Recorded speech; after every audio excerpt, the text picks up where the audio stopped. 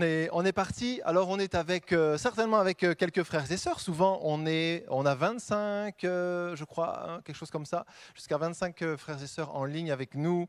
Et ça, c'est le dimanche matin, une trentaine. Et puis, on a beaucoup de connexions aussi le mardi soir, même s'il y a un effet de différé.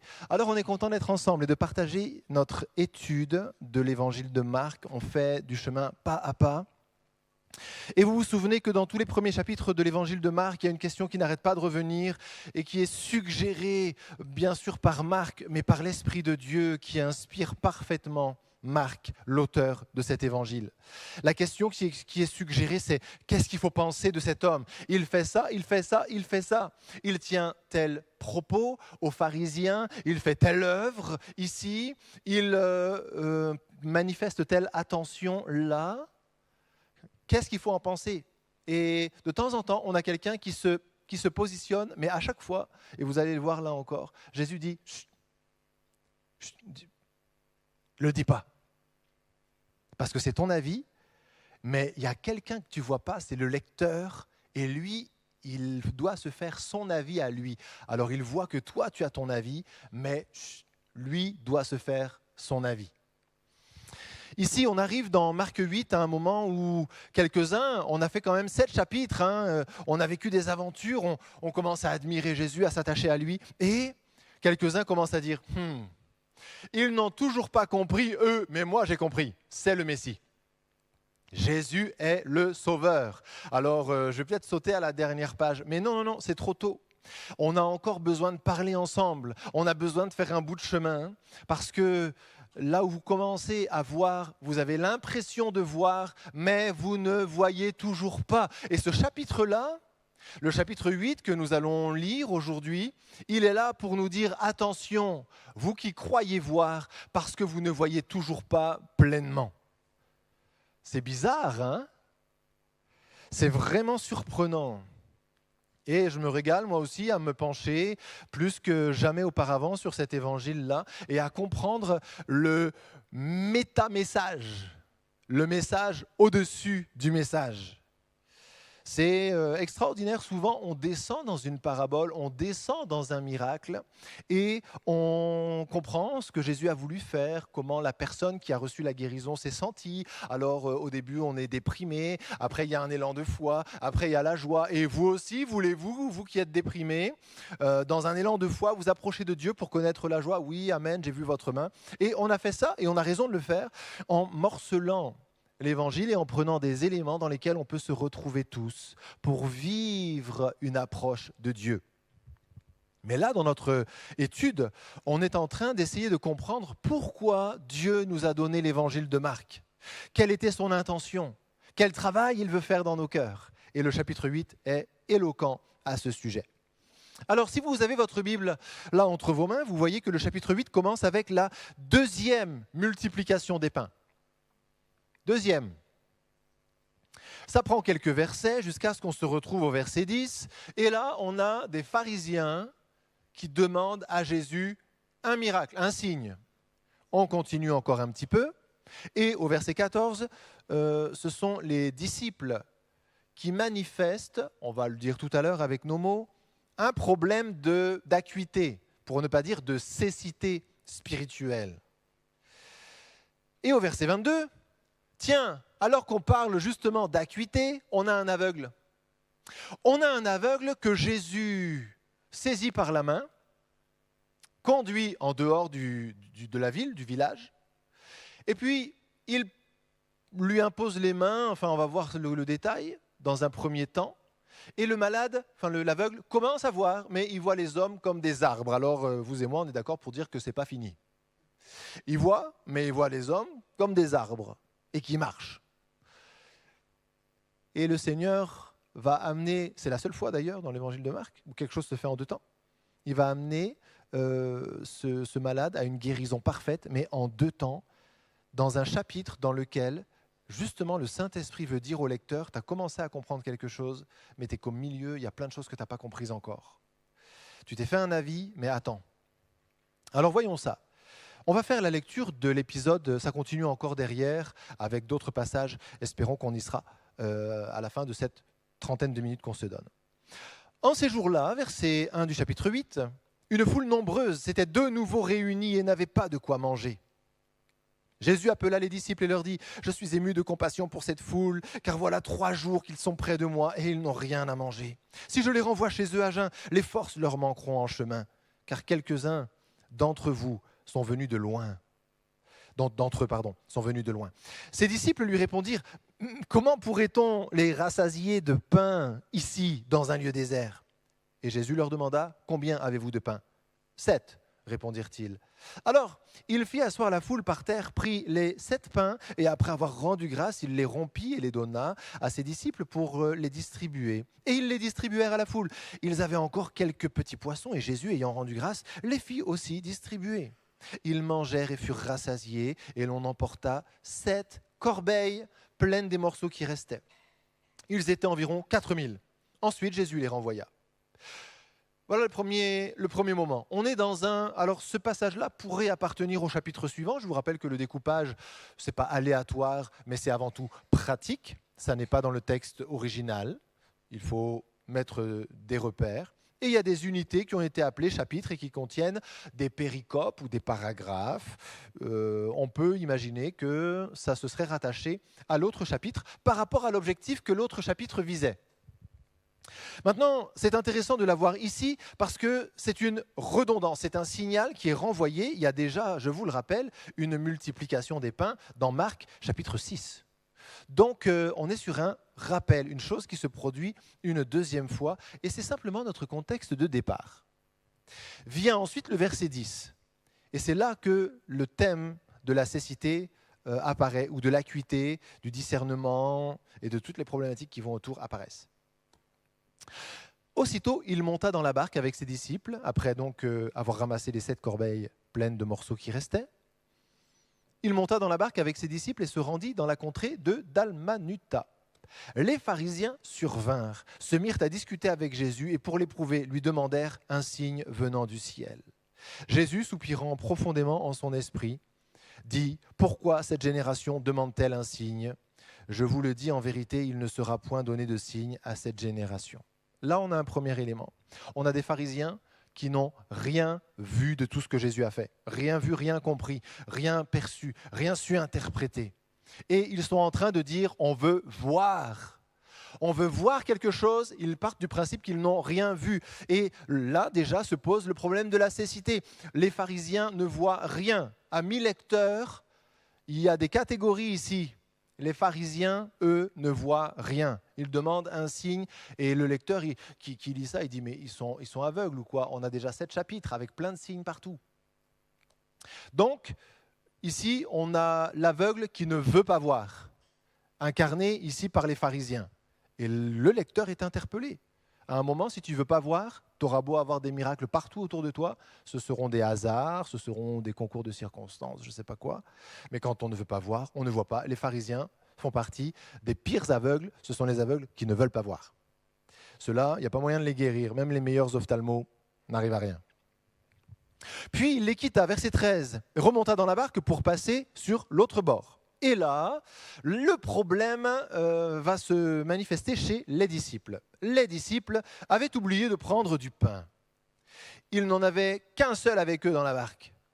Jésus leur fit cette recommandation. « Gardez-vous avec soin du levain des pharisiens et du levain d'Hérode. » Les disciples raisonnaient entre eux et disaient « C'est parce que nous n'avons pas pris les pains. »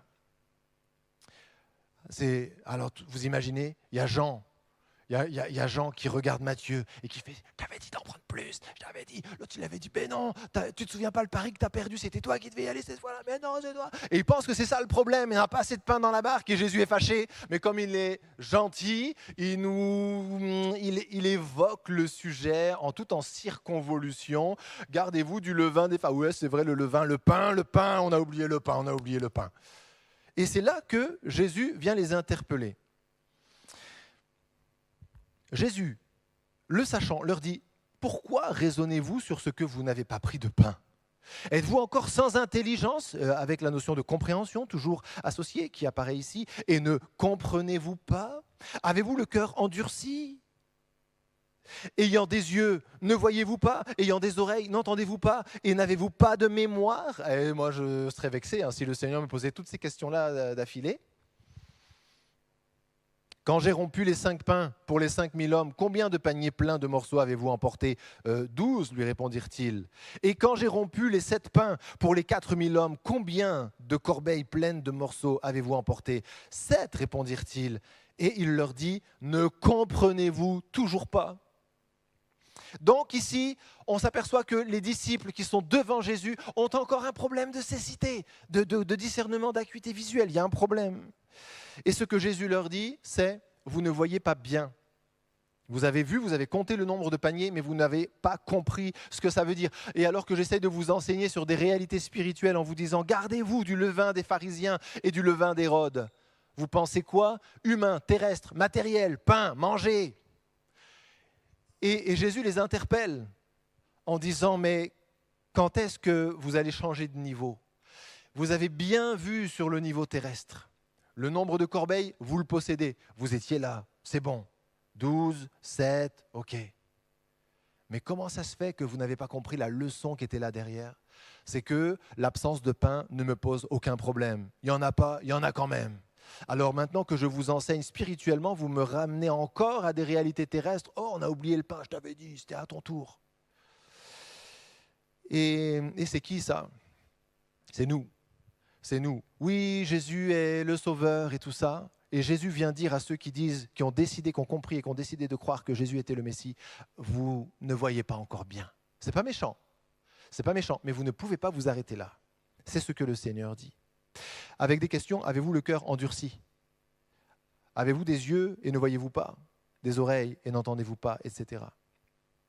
On continue avec ce moment clé où on a la guérison de l'aveugle. On va la lire, cette guérison, ce récit particulier, dit « Ils se rendirent à Bethsaïda et on amena vers Jésus un aveugle qu'on le pria de toucher.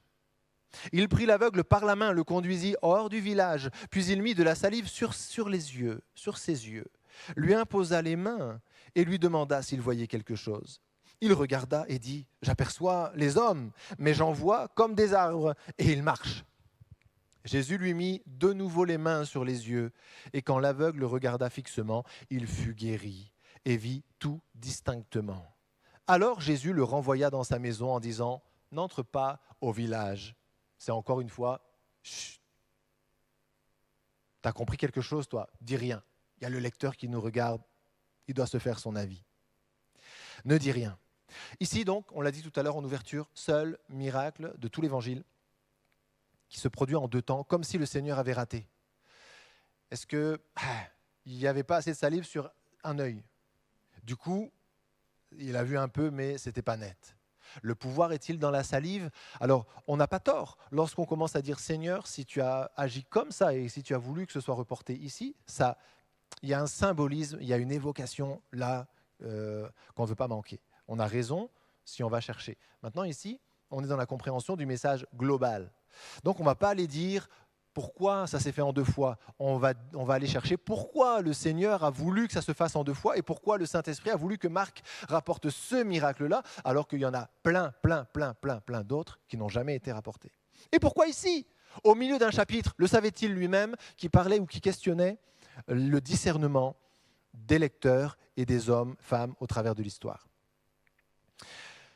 Il y a un aveugle, et en fait, il représente les disciples là où ils en sont à ce stade. Ils commencent à voir, mais une fois ils ont bon, et une fois ils sont complètement à côté de la plaque. Et on ne peut pas s'arrêter là, et Jésus ne veut pas que nous nous arrêtions là. Et ce miracle qui est posé ici est un message de Dieu à ceux qui lisent et à ceux qui disent « Jésus est le Sauveur ». Il ne faut pas que tu t'arrêtes là, tu as compris une partie, mais il faut absolument que tu ouvres tes yeux sur la deuxième partie pour que les arbres deviennent des hommes, parce qu'au fond, les hommes sont des hommes et pas des arbres. Et nous pouvons, dans une évolution progressive de la vie chrétienne, être très heureux en disant « ça marche, je les vois avec leurs feuilles sur leur tête, leurs branches et tout ça, je les vois marcher, c'est la première fois, c'est magnifique, c'est donc ça un homme ». Ben non, si tu vois des feuilles et tout, ça colle pas. Ça colle pas. Alors on est content de ce qu'on voit par rapport à ce qu'on ne voyait pas, mais Jésus dit « je veux vous emmener plus loin ».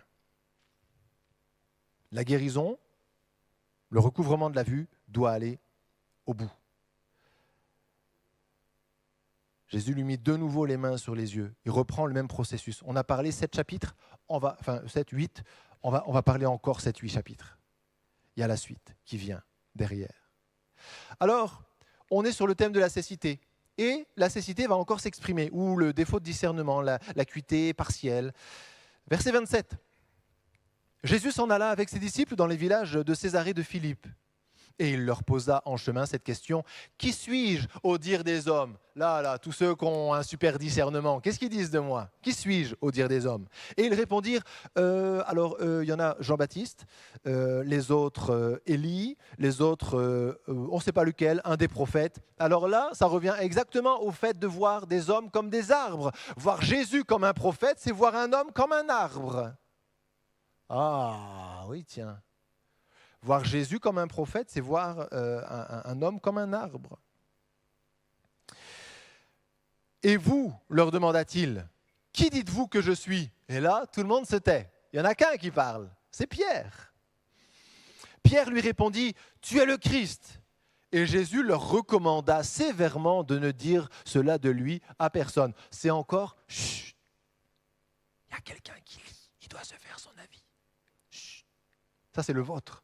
Mais ce n'est pas le sien, ce n'est pas encore une vérité universelle établie.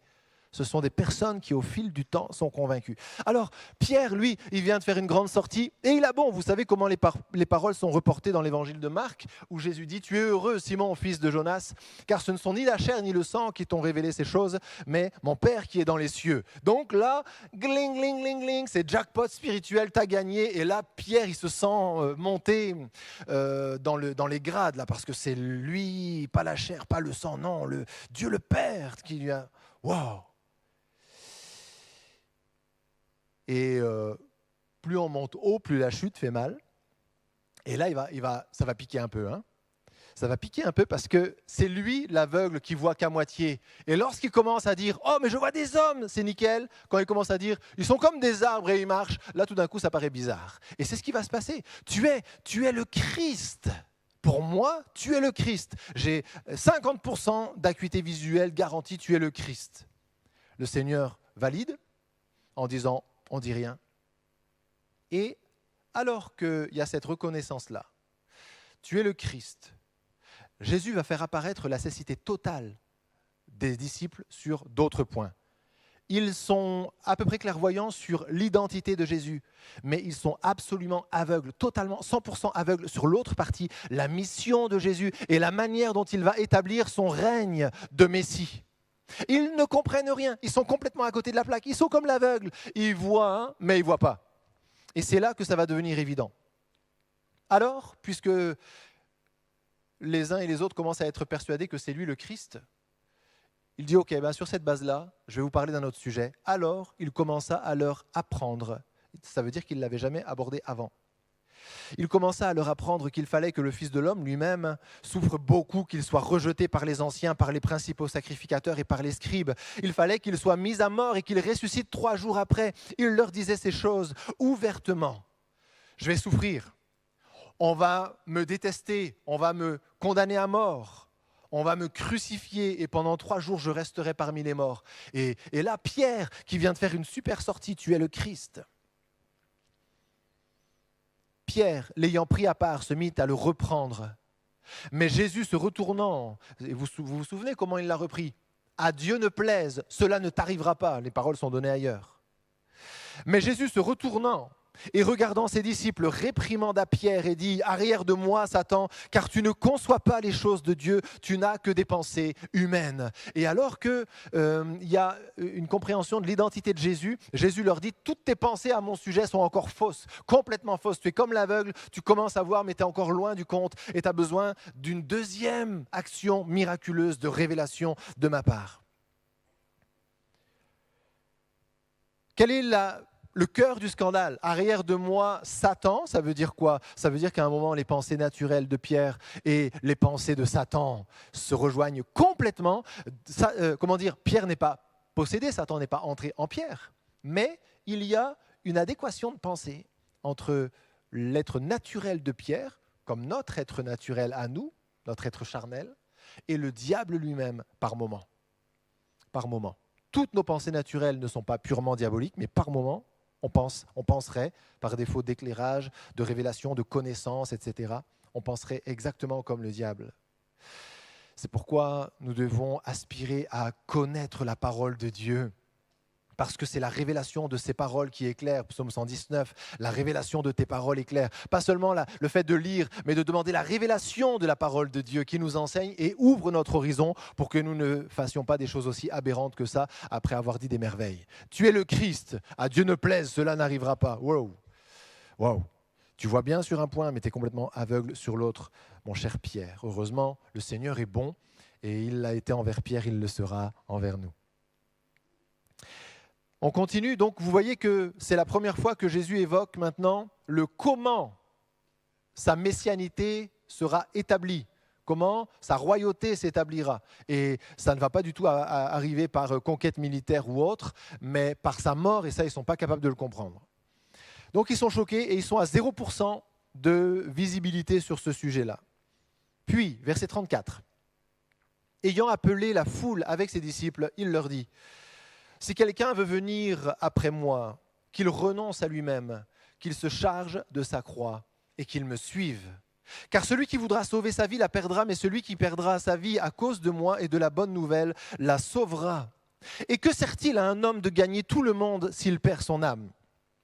Que donnerait un homme en échange de son âme ? Car quiconque aura honte de moi et de mes paroles au milieu de cette génération adultère et pécheresse, le Fils de l'homme aura aussi honte de lui quand il viendra dans la gloire de son Père avec les saints anges. Amen. On est déjà au bout du chapitre ici. Là, dans ce passage qui est ici, on a une évocation, c'est la plus claire depuis le départ. Il y a eu une toute petite évocation. Lorsque le Seigneur, devant le paralytique, a dit « Que vous ensemble ?» Que vous semble-t-il le plus facile ? Est-ce que c'est de dire à cet homme « tes péchés sont pardonnés » ou bien « lève-toi et marche » ? Or, pour que vous sachiez que le Fils de l'homme a sur la terre le pouvoir de pardonner les péchés, je te l'ordonne, dit-il au paralytique, lève-toi, prends ton lit et va dans ta maison. Et à l'instant même, le paralytique se leva et il part, il est guéri instantanément. Donc on a une évocation là sur le terrestre et le spirituel. Mais ce n'est pas beaucoup passé quand même. Le signal était un peu faible. On a aussi une autre évocation quand on a pu dire l'autre fois que Jésus démontre son autorité sur les éléments, sur plein de choses, jusqu'au séjour des morts immatériels où il est capable, par sa parole prononcée ici dans le monde matériel, d'aller chercher une âme qui a déjà quitté le monde matériel pour la ramener dans le monde matériel, dans le corps qu'elle a quitté. Waouh! Donc on a eu des évocations d'immortalité, d'éternité.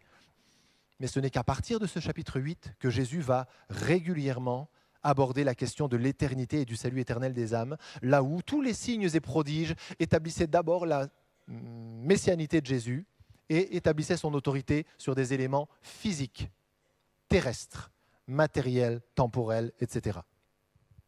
Première évocation, et vous pouvez donc lire avec cet éclairage-là le passage, on va le relire. Ayant appelé, verset 34, la foule avec ses disciples, il leur dit, si quelqu'un veut venir après moi dans ce projet, moi je vais mourir, mais l'objectif c'est de moissonner pour les richesses éternelles, de sauver des âmes éternelles. Ce n'est pas juste de faire en sorte que les boiteux ne boitent plus et que les aveugles voient pour leur donner un confort de vie jusqu'à leur mort. C'est qu'après leur mort, ils soient sauvés. Et ça, ce n'est pas trop apparu jusque-là. Maintenant, si vous voulez me suivre sur ce chemin-là, où je vais moi-même renoncer à ma vie ici-bas pour ouvrir les portes du ciel à tout le monde, eh bien, si quelqu'un veut venir après moi, comme moi je vais le faire, il faudra qu'il renonce à lui-même, qu'il se charge de sa croix et qu'il me suive. Car celui qui voudra sauver sa vie terrestre, c'est-à-dire ne pas investir sa vie terrestre pour Dieu, la garder pour lui. Sauver, vous savez comment on dit économiser en anglais, hein ? Sauver. Et c'est dans ce sens-là. Celui qui voudra épargner, celui qui voudra économiser sa vie en disant je veux bien être chrétien, mais je ne vais pas donner beaucoup de temps quand même, ça ne va pas. Ça sert à quoi que Jésus soit mort pour moi si à la fin je ne vis pas pour moi aussi ? Donc celui qui va dire oui, Dieu m'appelle, mais j'ai autre chose à faire, j'ai quand même la DS8, j'ai quand même la Xbox 12, on est arrivé à quoi ? Je n'en sais rien du tout. Alors c'est pour parler des trucs les plus futiles qui existent. Mais ici,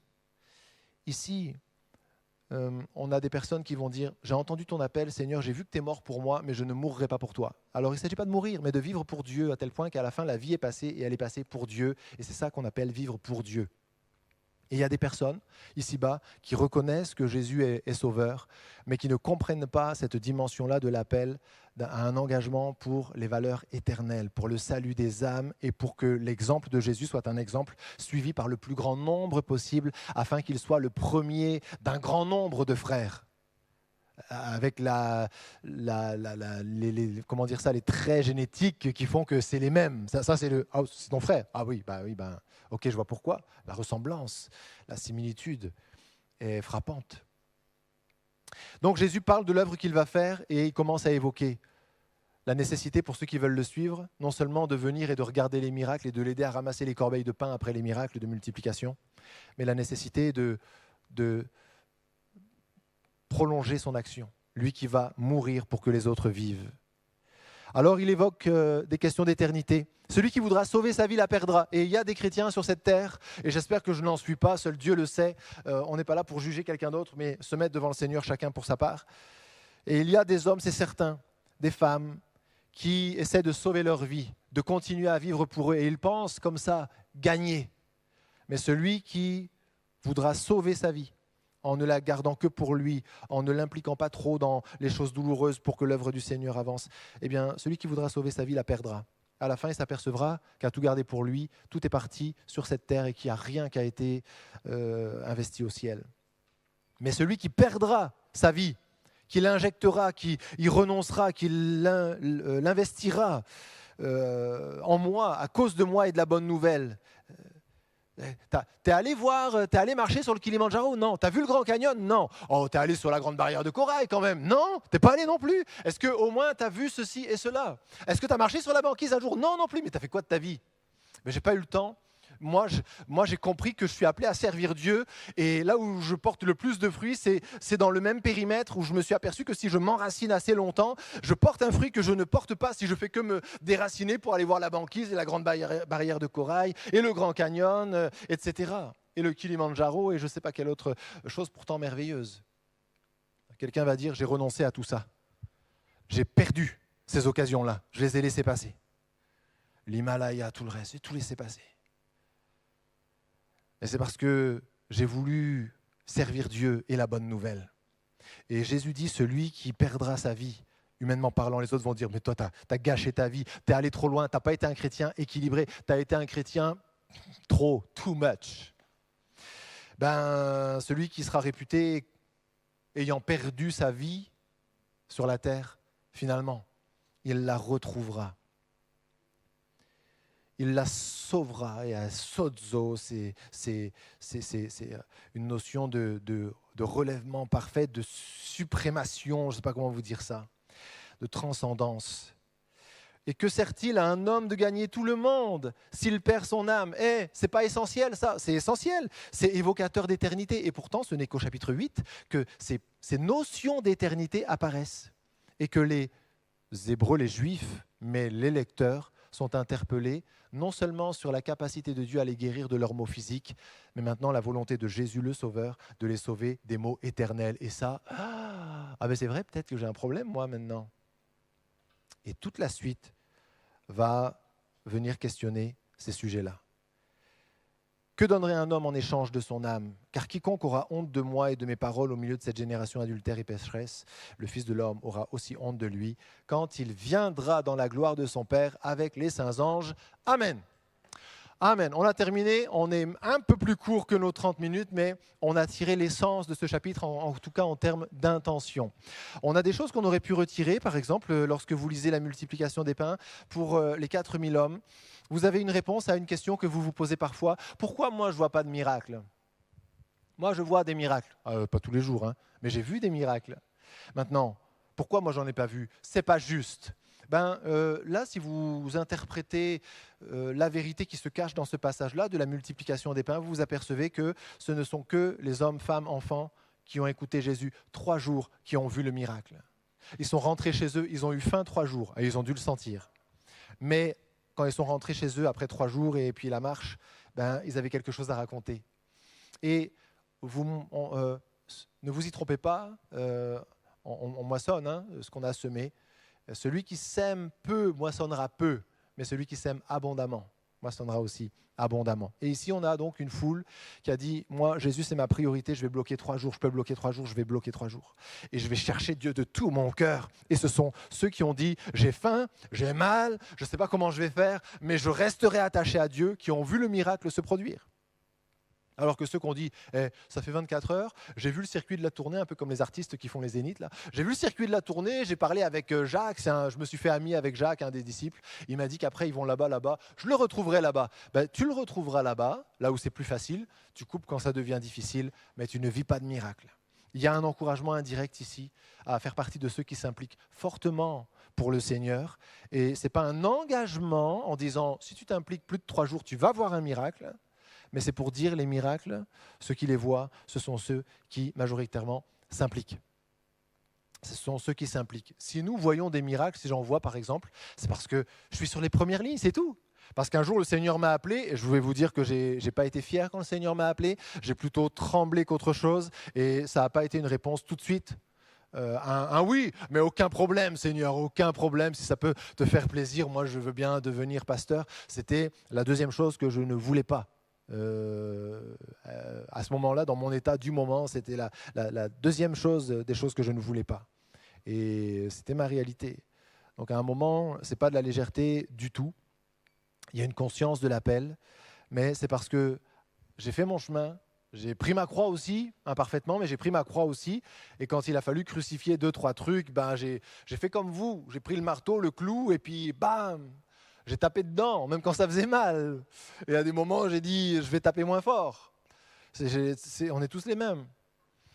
Mais c'est parce qu'à un moment, j'ai dit oui et que je me suis trouvé aux premières lignes que j'ai vu des actions miraculeuses de Dieu. Et si chacun d'entre nous, si l'un ou l'autre d'entre nous s'implique pour le Seigneur, jusqu'à persévérer lorsque les sens naturels, celui de la faim en particulier, là, demande un retrait, c'est trop, il faut arrêter, ben, on va voir aussi la gloire de Dieu. Voilà le genre comment dire, d'autres vérités qu'on peut sortir de ce texte-là, mais l'essence du passage, nous l'avons détaillé avant avec cette interpellation sur la notion de discernement, de cécité, discernement partiel, mais cécité encore là à 100% sur d'autres sujets. Et nous sommes là au milieu. Et ce que veut créer le Seigneur au milieu de ça, c'est « Seigneur, ouvre-moi les yeux aussi, ouvre les yeux de mon cœur, Père. Je voudrais te voir tel que tu es vraiment. J'ai compris des choses, ton identité, je suis à peu près au clair, mais alors ton œuvre, ton mandat, ce que tu vas faire, je suis à zéro. Éclaire-moi, Seigneur. » Alors nous, on peut faire cette prière ce soir. On est comme le lecteur de Marc. On est comme les disciples à Marc 8. Seigneur, on a compris des choses à ton sujet. On ne doute plus de ta messianité. Mais il y a certainement plein de choses au sujet desquelles on n'a rien compris. S'il te plaît, éclaire-nous. Instruis-nous. Touche encore nos yeux, Seigneur, ce soir, pour que nous puissions comprendre qui tu es, ce que tu fais, puis travailler avec toi, comprendre le chemin sur lequel tu as marché, puis y marcher nous-mêmes, de renoncement, de dépouillement, parce que l'enjeu, il n'est pas terrestre, ce n'est pas d'accumuler des biens ici-bas, mais c'est de semer pour l'éternité. Alors, il est beau ce chapitre 8 ou pas? Il est beau, hein? C'est la parole encore, elle est vraiment magnifique. Alors, je voudrais vous inviter pour les quelques minutes qui viennent, à prier, après quoi on va reprendre 1 ou 2 chants avec Bonnie et continuer notre rendez-vous de prière. Alléluia. On peut se lever quelques instants? Merci Seigneur d'être avec nous aujourd'hui, de nous donner, de nous laisser ta parole. Merci pour ceux qui ont payé le prix pour qu'elle nous parvienne juste et fiable, répandue comme elle est, accessible à tout être humain quasiment sur cette terre avec ses presque 7 milliards d'exemplaires sur cette planète. Seigneur, c'est encore là le signe que cette parole est vraiment la lettre de Dieu adressée aux hommes. Nous voulons l'aimer, la chérir, Seigneur, ce soir. La parole, elle vient nous dire félicitations pour ce que tu as compris. Mais juste après cette félicitation qui nous est adressée, nous entendons cet appel de Jésus qui nous dit il y a encore plein de choses que tu n'as pas comprises, que tu n'as pas comprises. La guérison que je t'ai donnée, elle est réelle, mais elle est partielle. Et si tu as faim de plus, soif de plus, si tu es prêt à admettre que les hommes ne sont pas des arbres et que Jésus n'est pas un prophète, si tu crois qu'il y a plus, demande-moi et j'ouvrirai tes yeux. Je poserai encore mes mains sur tes yeux et tu verras plus distinctement, tu verras parfaitement. Aie soif des choses que tu ne connais pas encore, des choses que tu n'as pas comprises. Aie soif au point de te laisser interpeller, au point d'être prêt à marcher sur un chemin parfois difficile, de renoncement, de mort à soi-même. Aie soif et je t'emmènerai dans la pleine vitalité et le plein discernement. Seigneur, nous entendons ta parole.